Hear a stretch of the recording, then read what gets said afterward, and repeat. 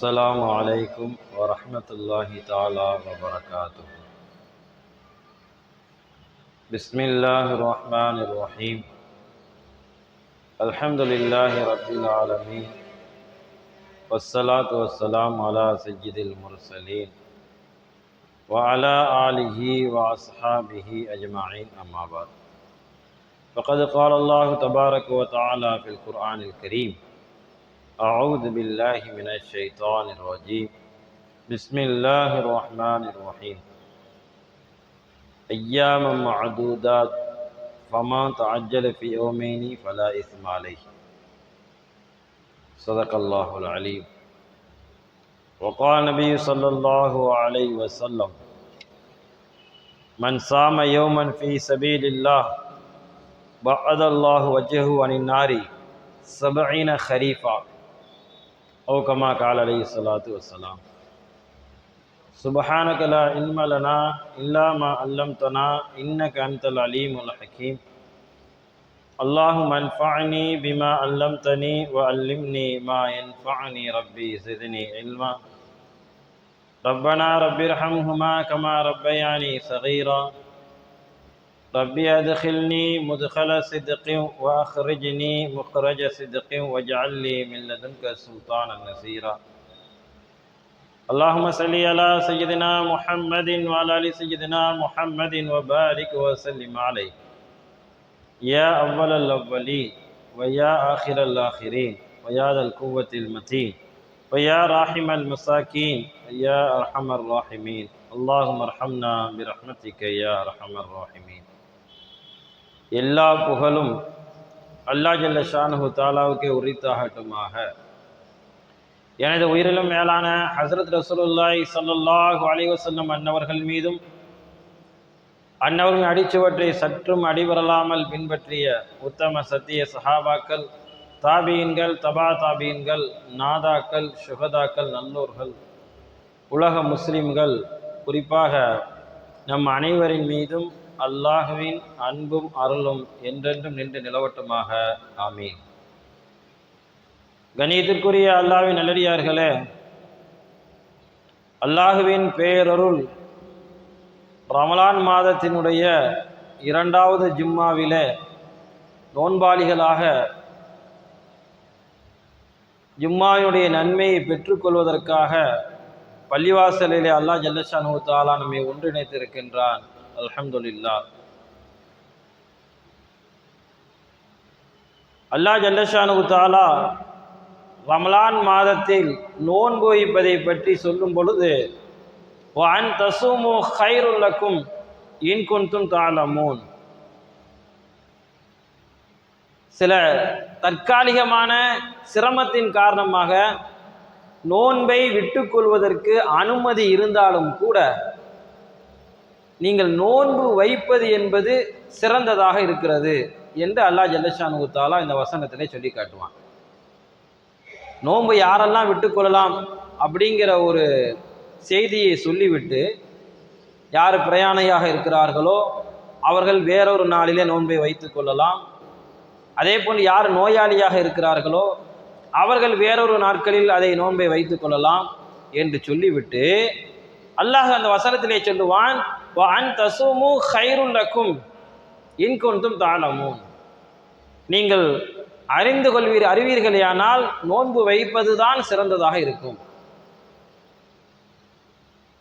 கண்டிப்பாக நோன்பு வைக்க முடியாத சூழ்நிலையில் நோன்பை விட்டுக்கொள்வதற்கு அனுமதி இருக்கிறது, பிரயாணத்திலே அனுமதி இருக்கிறது. இருந்தாலும் கூட ஒருத்தர், நான் பிரயாணம் செல்கிறேன், பரவாயில்லை, எனக்கு நோன்பை விடுவதற்கு மனம் இல்லை, நான் நோன்பை வைத்துக்கொண்டே சில சிரமங்கள் இருந்தாலும் பரவாயில்லை என்று நினைத்து நோன்பை வைப்பாரையானால் அந்த விஷயம் அவருக்கு சிறந்ததாகவே அமைகிறது. சில நேரங்கள் கட்டாயமாக நோன்பை விடக்கூடிய சூழ்நிலை இருக்கிறது. மார்க்க தடை என்பது பெண்களுடைய சூழ்நிலையை கவனித்து மார்க்க தடை இருக்கிறது. ஆண்களை பொறுத்தவரையும் நோயாளியாக இருக்கக்கூடிய பட்சத்தில், பிரயாணியாக இருக்கக்கூடிய நேரத்தில் இந்த அனுமதி நமக்கு இருக்கிறது. இருந்தாலும் நோன்பினுடைய நன்மையை கருதி, நோன்பினுடைய மகத்துவத்தை கருதி அதை வைத்து கொள்வது என்பது இன்னும் சிறந்ததாக இருக்கிறது என்று இந்த வசனத்தில் அல்லாஹ் சொல்லி காட்டுவான். ஏனென்றால் நோன்பு வைப்பதனுடைய நன்மை அவ்வளவு அதிகமாக இருக்கிறது.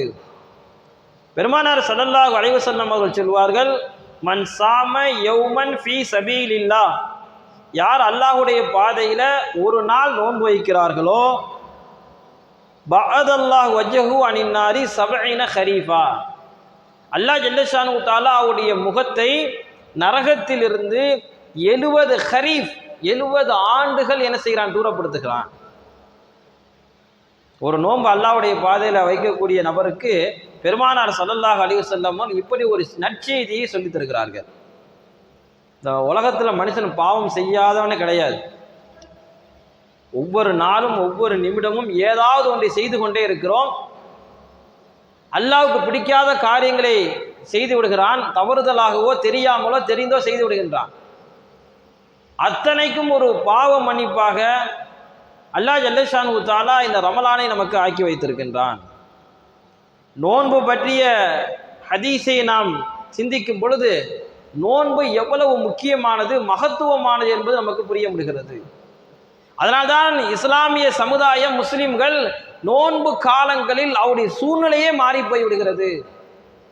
உடல் ரீதியான சூழ்நிலை மாறுகிறது, உள்ளம் ரீதியான சூழ்நிலையும் மாறுகிறது. ஏனென்றால் நோன்பு வைத்தால் கிடைக்கக்கூடிய நன்மை அவ்வளவு அதிகமானது. அதனால்தான் எந்த சூழ்நிலையிலும் நாம் நோன்பை வீணாக்கி விடக்கூடாது. நோன்பு வைப்பதற்கு எல்லா வாய்ப்புகளும் இருந்தும் யாரும் தயவு செய்து நோன்பை வீணாக்கி விடாதீர்கள். நோன்பை பற்றிய ஹதீஸில் அல்லாஹ் கூறுகின்றான், இப்படி ஹதீஸே குதுசியில, நோன்பு அதற்கு கூலி என்பது நான் இவ்வளவுதான் என்று நிர்ணயிக்கவில்லை. அல்லாஹ் சொல்லுகின்றான், அன உஜ்ஸா பிஹி, அதற்கு நானே கூலியாகி விடுகின்றேன். அடியார்களுக்கு இதைவிட மரியாதை வேற என்ன இருக்க வேண்டும்? சில இபாதத்துகள் இருக்கிறது, சில வணக்கங்கள் இருக்கிறது, அதற்கு நான் இவ்வளவு கூலி தருகிறேன், இந்த செயலை நீங்கள் செய்தால் மலக்குமார்கள் பட்டியலில் எழுதி கொள்கிறார்கள், இவ்வளவு நன்மை இருக்கிறது என்றெல்லாம் ஹதீஸிலே வந்திருக்கிறது. நோன்பை மாத்திரம் ஹதீஸே குதுசியில் அல்லாஹ் இப்படி சொல்லுகின்றான், அதற்கு நானே நேரடியாக கூலி கொடுப்பேன், அல்லது அதற்கு நானே கூலியாகி விடுவேன். இந்த ஹதீஸுடைய வார்த்தைக்கு ஆன உஜ்ஸா பிஹி, இந்த வார்த்தைக்கு அர்த்தம் விரிவுரையாளர்கள் சொல்லுவார்கள், ஒன்று நானே கூலி கொடுக்குறேன்னு அர்த்தம் நோன்புக்கு, இன்னொரு அர்த்தம் என்ன அப்படின்னா நானே கூலியாகி விடுகின்றேன். அல்லாஹ்வே நமக்கு நேரடியாக கூலி தருகின்றான். அல்லாஹ்வே அவன் நற்கூலி அவனிடமிருந்து பெறக்கூடிய ஒரு நேரடி தொடர்பு நமக்கு ஏற்படுகிறது. அதனால்தான் நோன்பு என்பது ஒரு காலம் காலமாக கண்ணியமாக கடைபிடிக்கப்படுகின்ற ஒரு மிகப்பெரிய ஒரு சிறந்த வணக்கமாக இருக்கிறது. நபிமார்கள் அவருடைய வாழ்க்கையில் அதிகமாக நோன்பு வைக்கக்கூடியவர்களாக இருந்திருக்கிறார்கள்.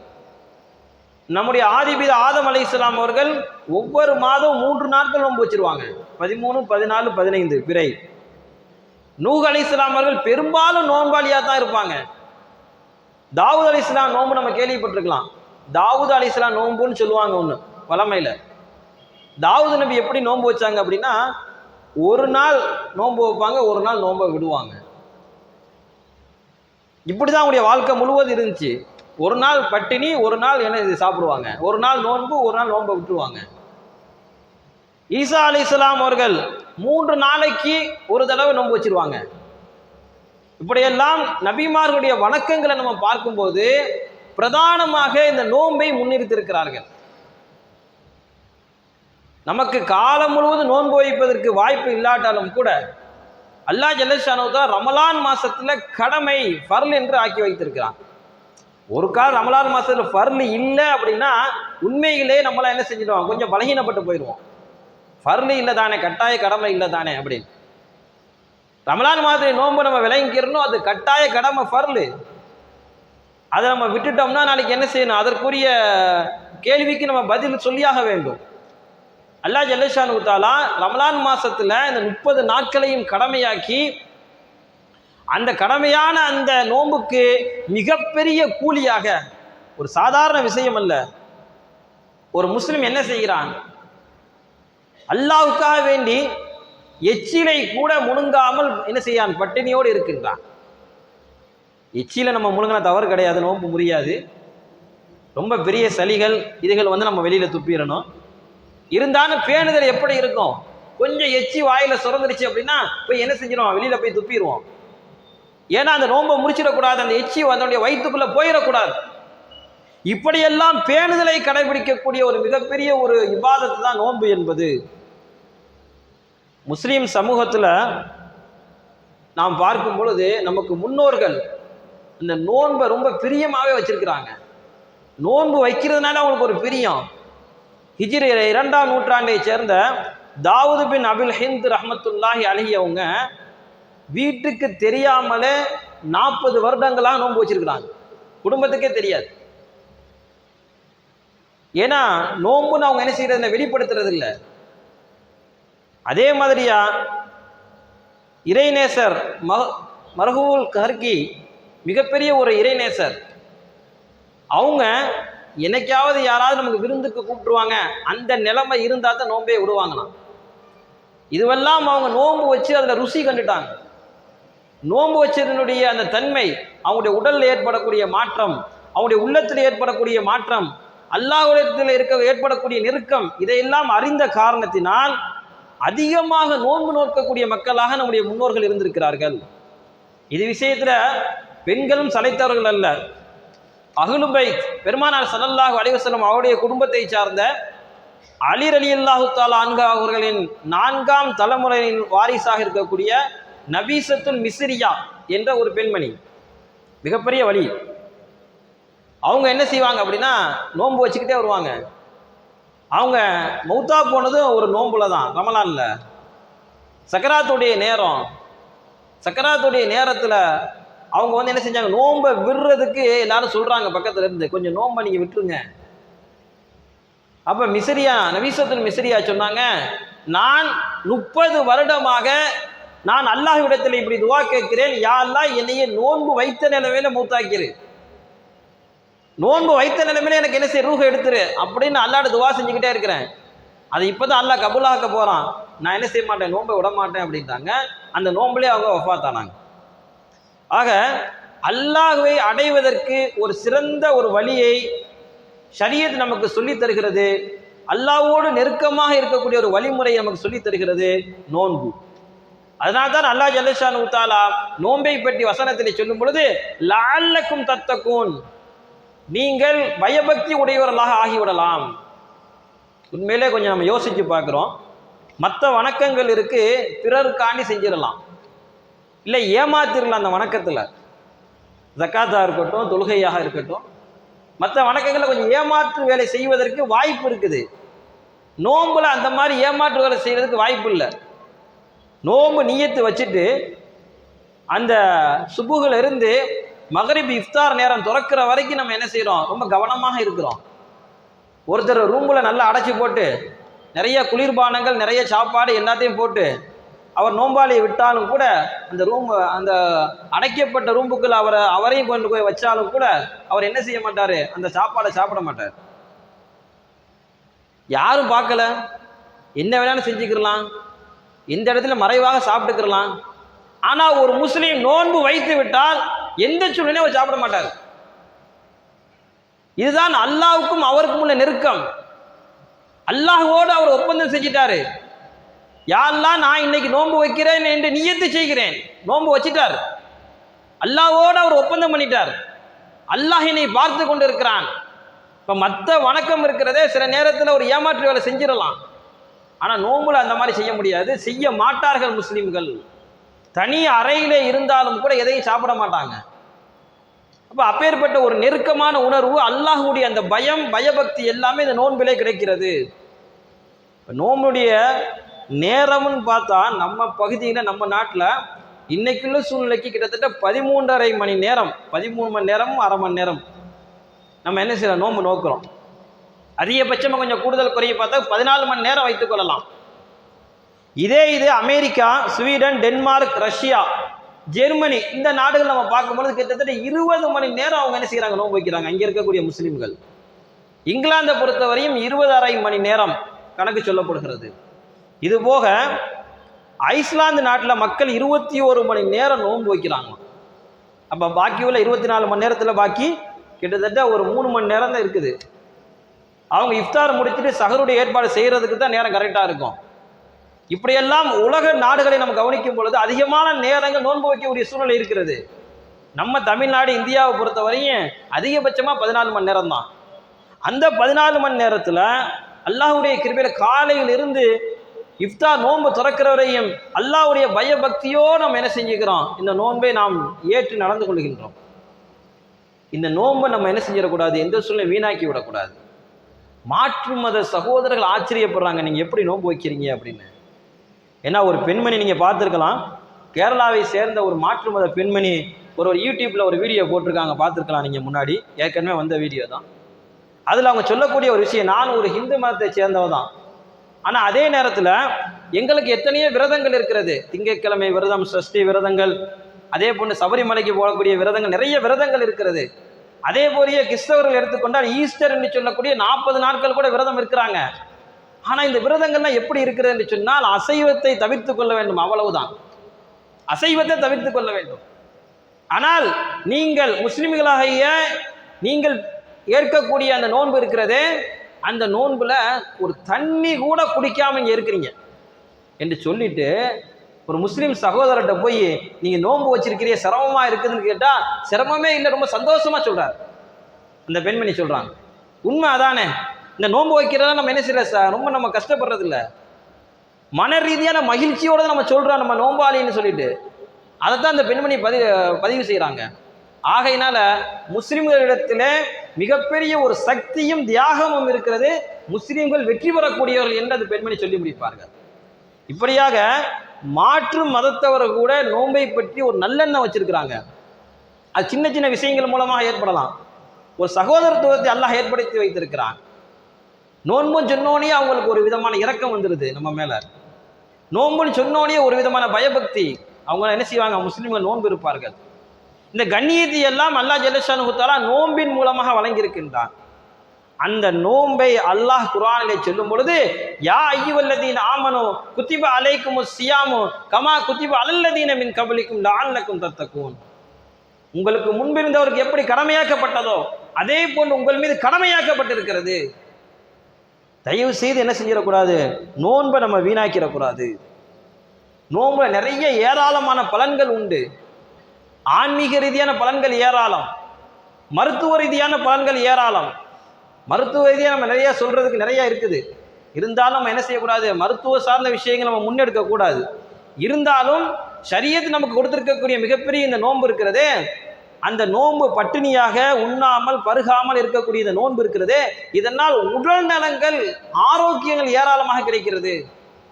பொதுவாகவே மருத்துவர்கள் சில விஷயங்களை சொல்றாங்க. சில பட்டினிகள் சில நோய்களுக்கு மருந்தாக இருக்கிறது. அல் ஜசீரா இணைய பக்கத்தில் the health benefits of fasting அப்படிங்கிற ஒரு தலைப்பில் ஒரு கட்டுரை இருக்குது.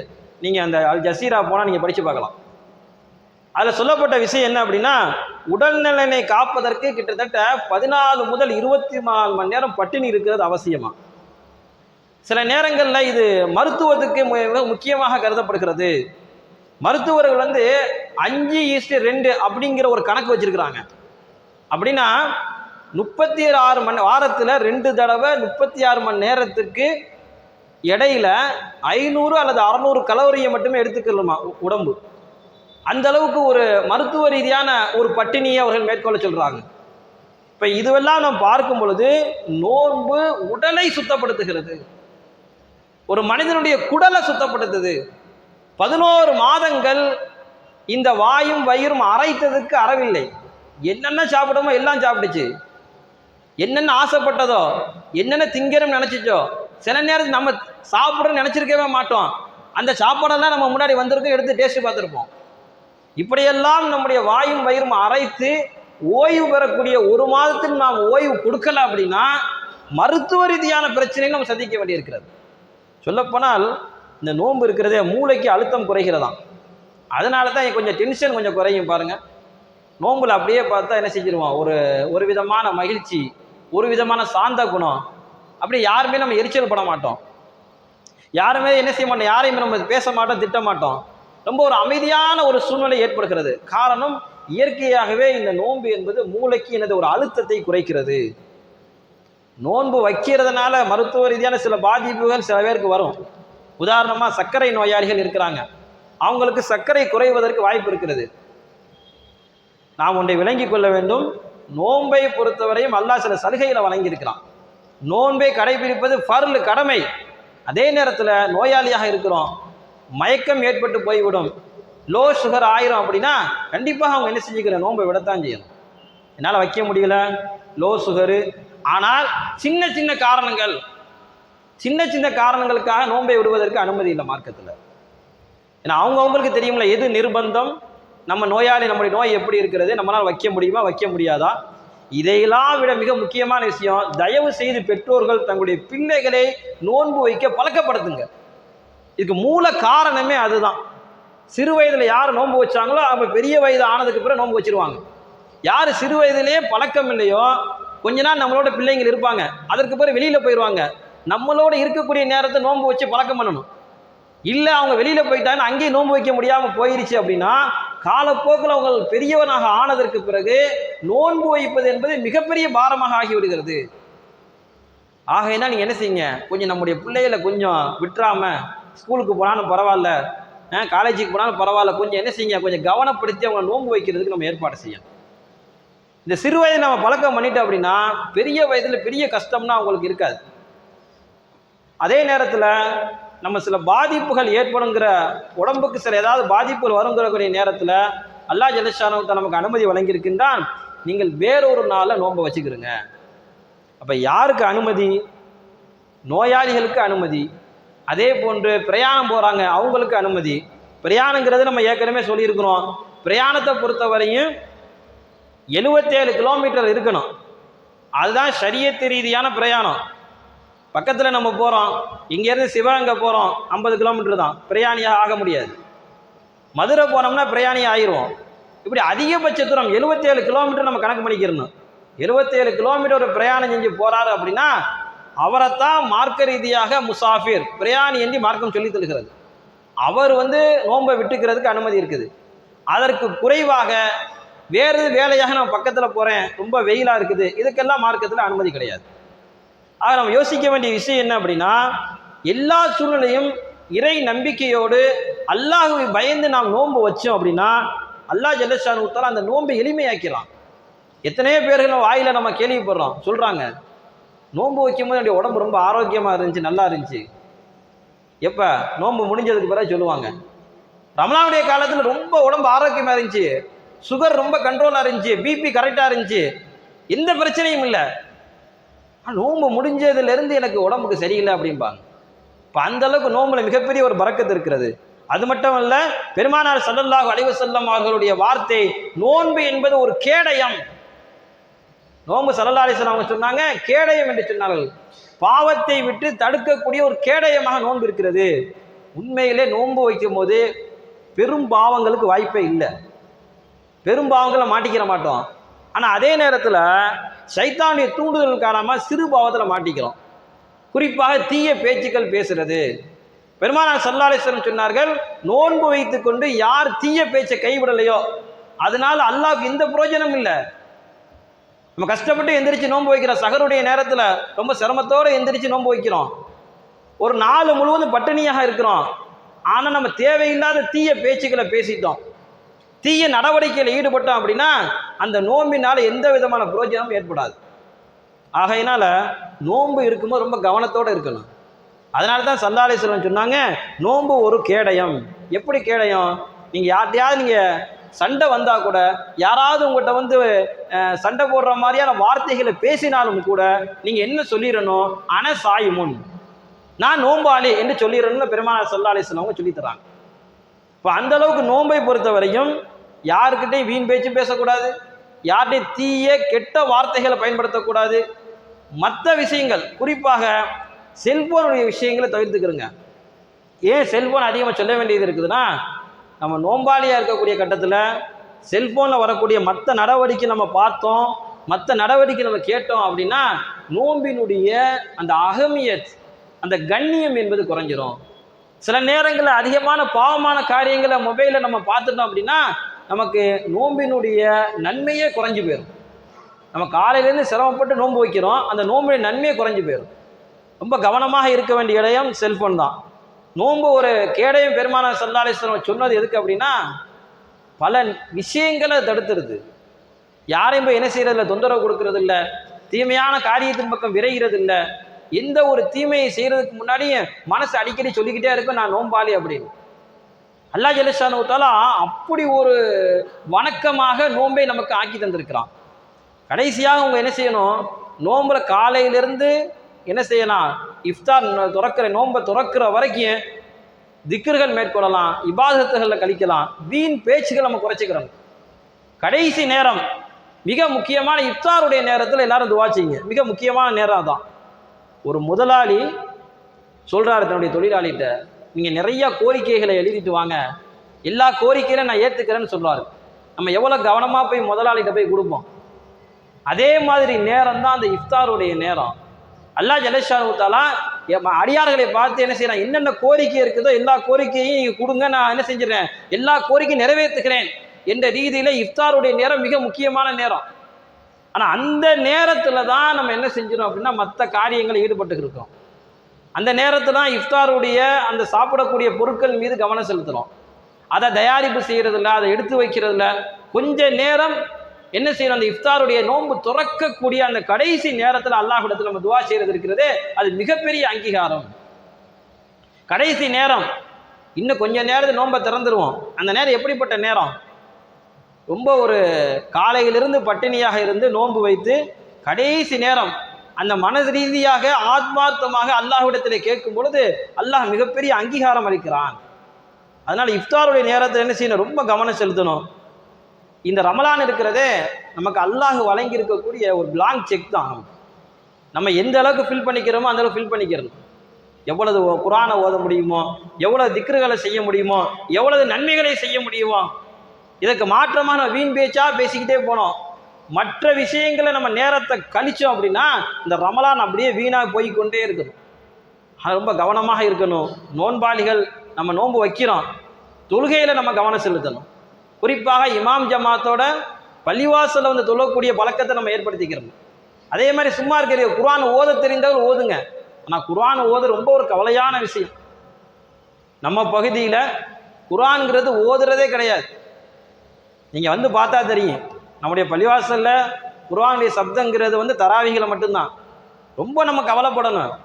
நமக்குன்னு இறக்கப்பட்ட வேதம், அதுவும் ரமலானில் இறக்கப்பட்ட வேதம், அதுவும் ரொம்ப வலியுறுத்தி சொல்லப்பட்ட விஷயம் குர்ஆனை ஓதணும் அப்படிங்கிற இந்த மாசத்துல நம்ம ஓதுறதே கிடையாது.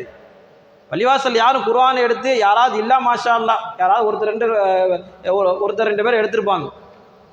மற்றபடி குர்ஆனுக்கு நமக்கு சம்மந்தம் இல்லாத மாதிரி தான் நோம்புல நடந்துக்கிறோம். ரொம்ப ரொம்ப முக்கியமான விஷயம், குர்ஆனோடு நம்முடைய தொடர்பு இருக்கணும். அல்லாஹ் ஜல்ல ஷானஹு தஆலா இந்த ரமலானில் நமக்கு எல்லா விதமான சூழ்நிலை சாதகமாக ஆக்கி நன்மைகள் அதிகமாக செய்வதற்கும் தீமையிலிருந்து அதிகமான முறையிலே பாதுகாத்து ஷைத்தானின் சூழ்ச்சியை விட்டும் பாதுகாத்து அதிகமான குர்ஆனோடு தொடர்புடைய மக்களாக வல்ல ரஹ்மான் நம் அனைவரும் ஆக்கி அருள் புரிவானாக. ஆமீன். வாஹிர் தஅவானா அல்ஹம்துலில்லாஹி ரப்பில் ஆலமீன்.